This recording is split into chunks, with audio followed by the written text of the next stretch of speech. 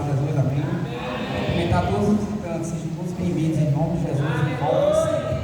Dizer que é alegria estar aqui para falar da palavra de Deus. É a segunda vez que eu tenho a oportunidade de trazer uma palavra. A primeira vez foi com o pastor Denis Lemos em 2020, quando eu recordei ao combate cego. E a segunda vez é agora. E confesso que me traz alegria. Já tive experiência de ser pai pela primeira vez de uma linda menina e de um menino, também de passar em concursos públicos, no vestibular, no Enem, mas confesso que não tenho uma alegria maior do que falar da palavra de Deus.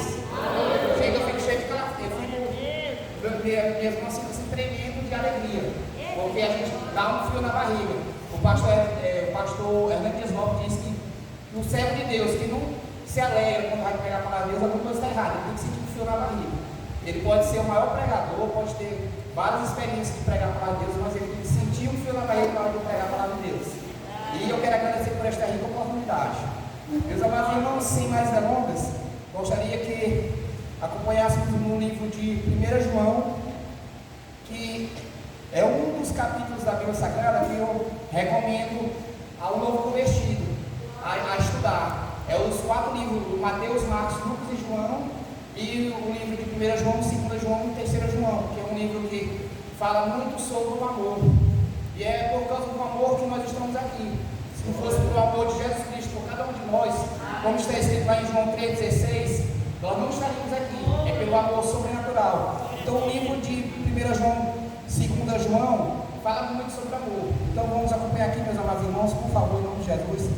Primeira carta de João, capítulo 1, versículos 1 ao 10, que diz, 1 João, capítulo 1, versículo 1 ao 10, louvado seja Deus, a palavra da vida, o que era desde o princípio, o que ouvimos, o que vimos, como nossos olhos, o que temos contemplado, e as nossas mãos tocaram, isso proclamamos sobre a palavra da vida, porque a vida já foi manifestada, e nós a vimos, testificamos dela, e vos anunciamos a vida eterna, que estava com o Pai e nos foi manifestada.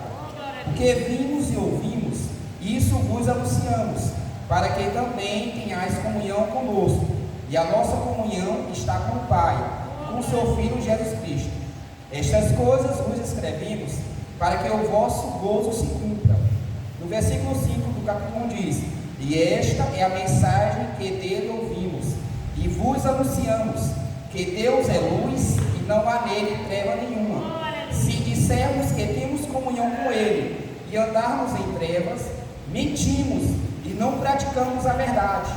Porém, se andarmos na luz, como Ele na luz está, temos comunhão uns com os outros, e o sangue de Jesus Cristo, seu Filho, nos purifica de todo o pecado. Se dissermos que não temos pecado, enganamos-nos a nós mesmos, e não há verdade em nós. Se confessarmos os nossos pecados, Ele é fiel e justo para nos perdoar os pecados e nos purificar de toda a injustiça. Se dissermos que não pecamos, fazemos-o mentiroso e sua palavra não está em nós.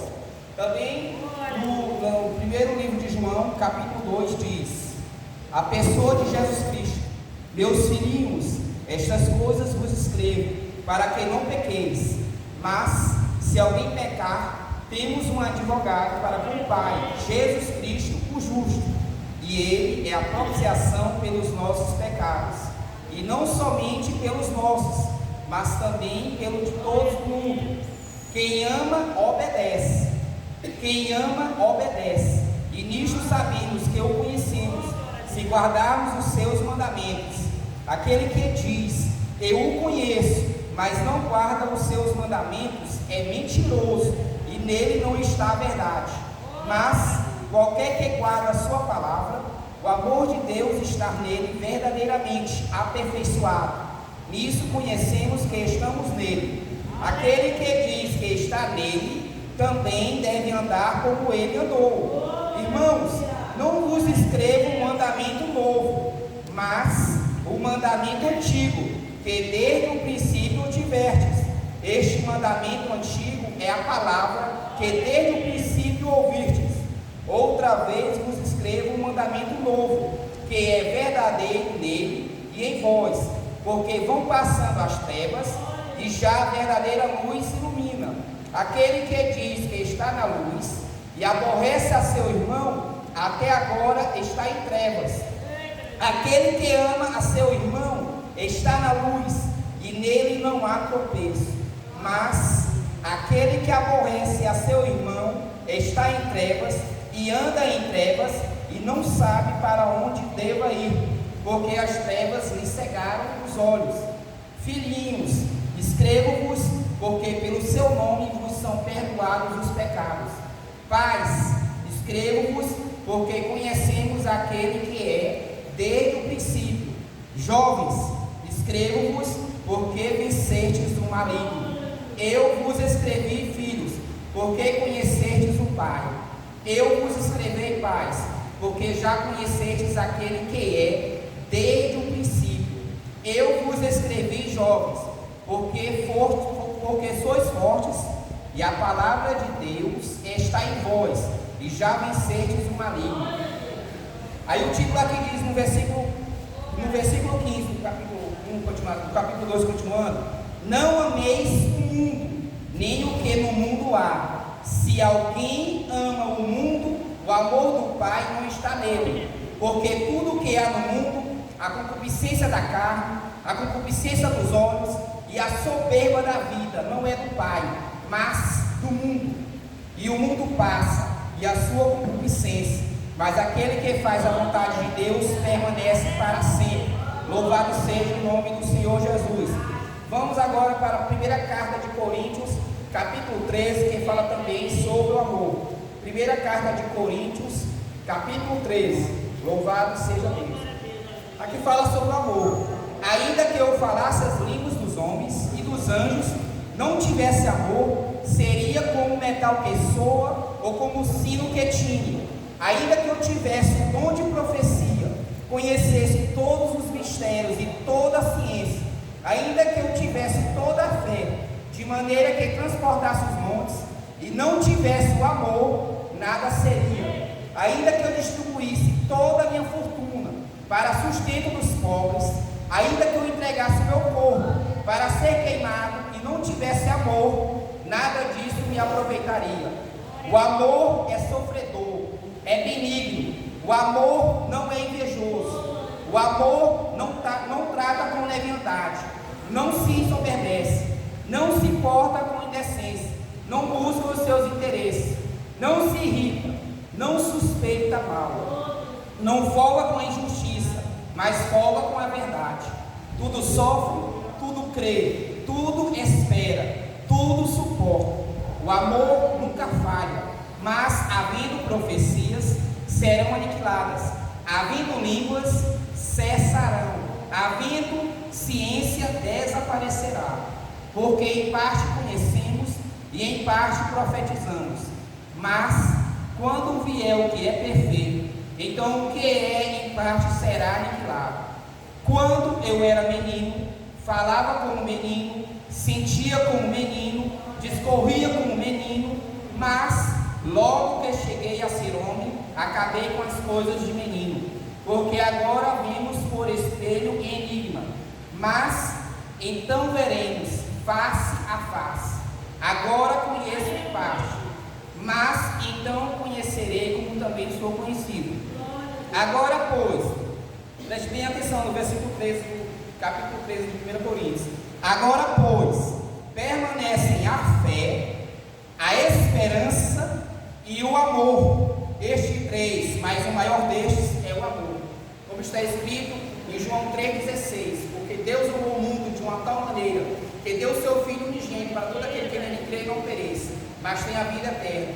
Então, meus amados irmãos, eu estou falando sobre essas passagens bíblicas porque, infelizmente, como a palavra de Deus diz, por causa da iniquidade, por causa dos pecados, o amor de muitos tem se esfriado. E não somente das pessoas ímpias, das pessoas que não conhecem a palavra de Deus, mas infelizmente dentro da própria igreja. Mas eu quero dizer a você, que a palavra de Deus diz que quem ama a Deus, o qual a gente não vê com os nossos olhos humanos, um dia, quando morrermos com Cristo, formos arrebatados, vamos ver Jesus Cristo com nossos olhos. É a minha maior vontade é abraçar Jesus Cristo, falar com Ele, dizer o quanto que eu amo. Eu o amo espiritualmente, eu quero ver Ele pessoalmente. Eu levo todos vocês. Mas a palavra de Deus diz que só é possível a gente amar a Deus, a quem a gente não vê com nossos olhos, se a gente amar o nosso irmão. Nosso irmão não é somente um irmão de sangue biológico, não. Nosso irmão que está na igreja, nosso vizinho, nossos colegas de trabalho, as pessoas que ainda não tomaram sua decisão por Cristo Jesus, são nosso próximo. Nós temos que amar a eles. É muito fácil a gente amar, eu amo demais minha filha, Stefan Laís, eu dou minha vida por ela, José Mateus, eu amo demais minha mãe e meu pai. Mas eu tenho que amar até os meus inimigos, até as pessoas que me tratam mal, que me rejeitam, eu tenho que amar. É difícil, mas é a palavra de Deus. De Gênesis e Apocalipse é a palavra de Deus. Jesus Cristo disse que nós temos que amar o próximo, até os nossos inimigos, até quem nos apedreja. O maior exemplo disso é de Jesus Cristo, que foi apedrejado, foi apunhalado, foi morto na cruz do Calvário, foi a maior sofrimento de toda a humanidade. Mas em nenhum momento ele quis se vingar, em nenhum momento ele quis destruir a humanidade. Ele preferiu sofrer calado, ele não mexeu a boca, ele, em nenhum momento ele gritou, em nenhum momento ele ficou arrependido de morrer na cruz do Calvário. Então o maior exemplo é Jesus Cristo. Se Jesus Cristo é o todo perfeito, se Jesus Cristo, que ele não agradou todo mundo e nem vai agradar, ele que é perfeito, não agrada todo mundo, imagine eu que sou um pecador, vocês que são pecadores. Nós somos salvos em Cristo Jesus, mas todos nós somos pecadores.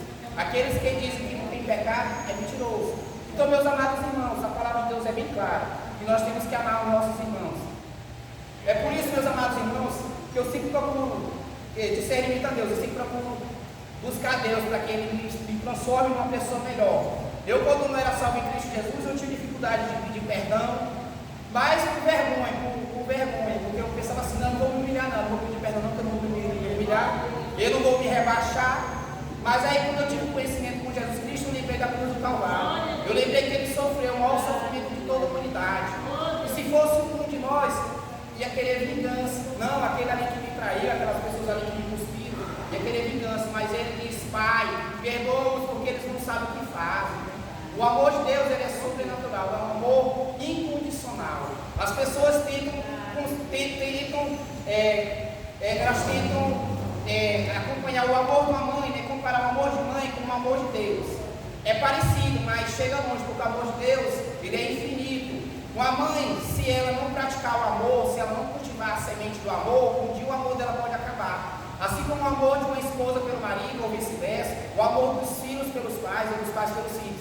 Se a gente não regar, se a gente não cuidar da plantinha do amor, ele vai embora, ele vai morrer. Mas o amor de Deus, ele é infinito.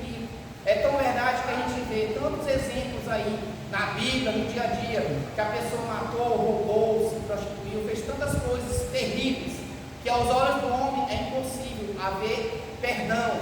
Mas nosso Deus, a Bíblia diz que nosso Deus, ele fica tão feliz que ele não resiste a um coração arrependido. Tem muitas pessoas que querem cobrir os seus pecados, querem justificar os seus pecados, querem dizer assim, o rei Davi, o salmista Davi, pecou muito, ele adulterou, ele mandou matar, ele fez tantas coisas terríveis. Mas eu quero dizer a vocês que o salmista Davi, ele se arrependeu. E é tão verdade, à luz do Evangelho, que a palavra de Deus diz que o salmista Davi é segundo o coração de Deus. Segundo o coração de Deus não é para qualquer um, não. É para uma pessoa que é temente a Deus, é para uma pessoa que é amada por Deus. E então eu quero dizer a vocês que a caminhada no Evangelho não é fácil. Eu sirvo a Deus para a glória do Senhor Jesus há 16 anos que eu sirvo a Deus. Me arrependo de não ter me convertido antes. Mas a palavra de Deus diz que tudo é do tempo de Deus. Eu dizia para os meus amigos que eu nasci no lar evangélico. Quando eu era pequeno, os meus pais iam para a igreja, eles começaram indo na Deus da Amor, depois foram para a Assembleia de Deus, aí foram mudando, né, de denominação. Mas sempre me levavam na Brasil para Cristo. E eu me lembro quando eu era pequeno, que eu louvava. Eu levava a Minário lá, que era a Minário lá da Igreja Brasil para Cristo. Sempre quando eu tinha uma oportunidade, eu com 3, 4 anos de idade, eu louvava a Deus.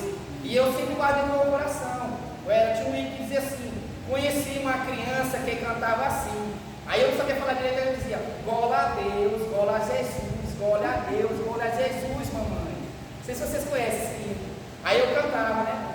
Aí, em determinado período, muitas das coisas que acontecem com os filhos é irresponsabilidade dos pais, porque não vigiam, não devem, eles não criam seus filhos de acordo com a Bíblia Sagrada, porque os meus pais levavam eu e meus 4 irmãos para a igreja desde pequeno, mas meu pai começou a ficar frio espiritualmente, a minha mãe, e aí a gente não tinha com quem ir, e aí a gente acabava ficando em casa.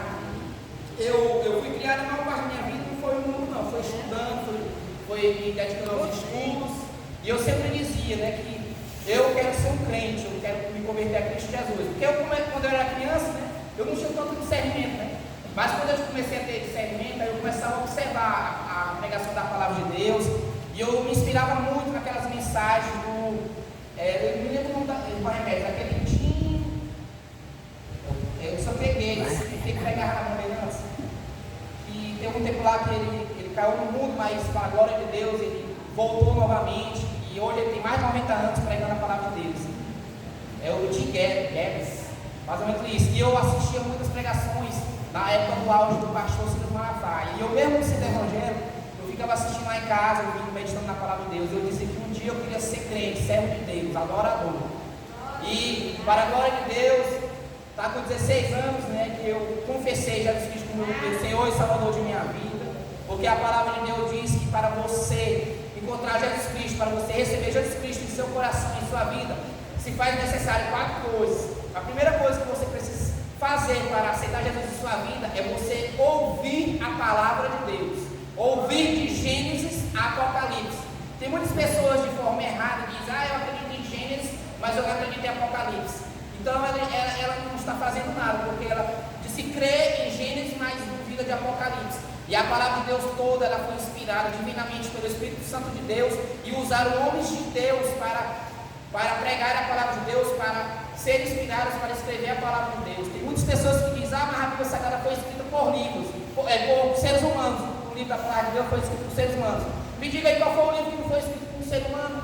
Todos os livros foram impressos, escritos por seres humanos, só que a palavra de Deus é diferente de todos os livros que a gente lê e estuda.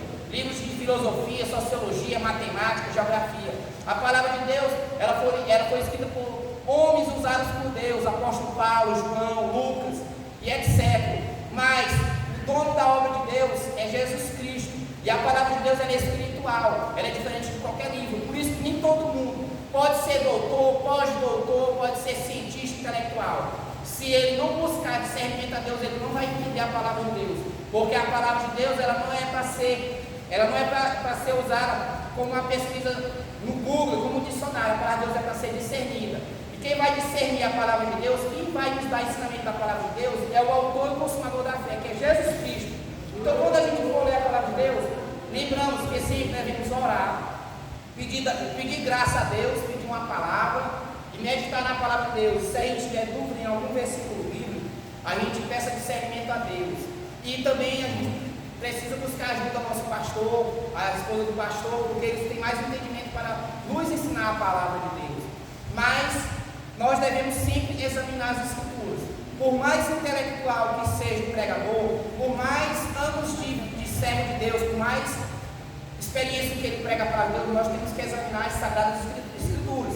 Porque infelizmente tem muitos que têm pregado a palavra de Deus, mas tem muitos que têm falado heresias. Então, por isso é necessário a gente ler a palavra de Deus. A gente sempre está acompanhando a palavra de Deus. Se o pastor está pregando, se uma irmã está pregando, a gente tem que estar observando o que ela está pregando, qual é o versículo, qual é o capítulo, e buscar discernimento a Deus. Então a palavra de Deus, ela transforma, ela nos traz refrigério. Talvez você diga assim, rapaz, eu não entendo porque fulano de tal, Beltrano, está com 10 anos de crente, 20 anos e passando por tantas lutas. Eu quero dizer a vocês que em um momento de Gênesis Apocalipse, a palavra de Deus diz que nós vamos ter só felicidade, só alegria. A palavra de Deus diz, no mundo tereis aflições, tende bom ânimo, assim como Jesus Cristo venceu o mundo com a sua obediência ao Pai, porque Jesus Cristo, ele sendo Deus, 100% homem e 100% Deus, ele poderia escolher a não morrer na cruz do Calvário, mas ele lembrou que ele tinha que obedecer a profecia de Isaías, que ele tinha que morrer por cada um de nós, porque foi necessário Jesus Cristo morrer na cruz do Calvário por causa do pecado do jardim do Éden, por causa que Adão e Eva não obedeceram a Deus, e eles desobedeceram. Por causa disso existe a morte, existem sofrimentos, A gente tem que trabalhar diuturnamente para a gente sustentar a nossa família. A gente derrama suor, lágrimas, cansa. Mas eu quero dizer a vocês que lá no céu de glória nós vamos estar livres de todo esse sofrimento. O sofrimento aqui não é nada. Ao que Deus passou não é nada. Então se você se acha uma pessoa infeliz, quero dizer a você que Jesus te ama. É o maior amor que existe ao amor de Deus. Então clame a Deus, agradeça a Deus por cada dia que você está vivo, por cada dia que você respira, pela vida dos seus vizinhos, pela vida da sua família. Que venhamos estar cada vez mais orando, consagrando, vivendo em comunhão. Que venhamos orar não somente nesses dias que está se aproximando das festividades de 25 anos da congregação Monte Sinai Sede, mas que venhamos orar sempre. Eu me lembro em 2023, no mês de julho de 2023, que eu nunca tinha visto um amor tão grande aqui em Teresina, não somente em Teresina, no Brasil todo. Quando o pastor Ayrton, nosso vice-presidente do Campo de Céu, estava acometido da meningite bacteriana. Eram pessoas em Portugal, eram pessoas em vários países aí do mundo que você nem imagina estar orando pelo pastor Ayrton. Era uma demonstração de um amor tão grande. E isso aí fortaleceu a igreja. Eu tenho certeza que a igreja sede, todo o Campo de Céu e as outras igrejas foram fortalecidas com as orações dos irmãos. Eu sou testemunha que eu pedi oração a vários pastores em todo o Brasil, vários pastores presídios de campo, eles fizeram uma campanha de oração, um clamor de oração em prol da vida do pastor Ayrton. E para a glória e a honra do Senhor Jesus, o pastor Ayrton ficou 7 dias no hospital lá em vida com meningite bacteriana. E para a glória e a honra do Senhor Jesus, ele está vivo, está pregando a palavra de Deus. Não tem nenhuma sequela para a glória de Deus. Isso aí é fruto da oração, porque a palavra de Deus diz que a oração provoca milagres. A oração move o coração de Deus. Se a gente fosse buscar verdadeiramente o significado de oração, a gente ia querer fazer oração todo dia, porque a oração significa conversar com Deus, conversar com Jesus Cristo, pedir discernimento a Ele. Então quando a gente ora, a gente conversa com o nosso Pai, a gente conversa e Ele nos ouve, Ele nos dá entendimento. Então eu só quero agradecer a cada um de vocês, eu agradeço pela rica oportunidade, que Deus abençoe cada um poderosamente, que venhamos cada vez mais ler a palavra de Deus, meditar na palavra de Deus, orar, jejuar e ter amor ao próximo. Se você tem algum problema com algum irmão, com algum vizinho, peça perdão a ele e libere perdão a ele. Se ele não chegar até você e pedir perdão, vá até ele. Não é uma vergonha, é um ato de honra você fazer isso. Assim como Jesus Cristo morreu da cruz do Calvário, você chegar na pessoa que lhe humilhou, que lhe maltratou e pedir perdão, é mais honra do que ela que lhe maltratou e pedir perdão. E Deus se agrada, e a palavra de Deus diz que Deus só perdoa a gente se a gente perdoar também. Eu agradeço pela rica oportunidade, que Deus abençoe cada um poderosamente e que venhamos ter uma festividade maravilhosa para a glória e a honra de Deus. Amém. Em nome de Jesus. Vamos fazer nosso círculo e vamos agradecer a Deus por essa palavra maravilhosa. Que o amor, ele vence todas as barreiras. Aleluia, glória a Deus. Mas sempre eu digo que só há perdão se houver amor. Se não tiver amor, não tem como você liberar perdão. Verdade. A vergonha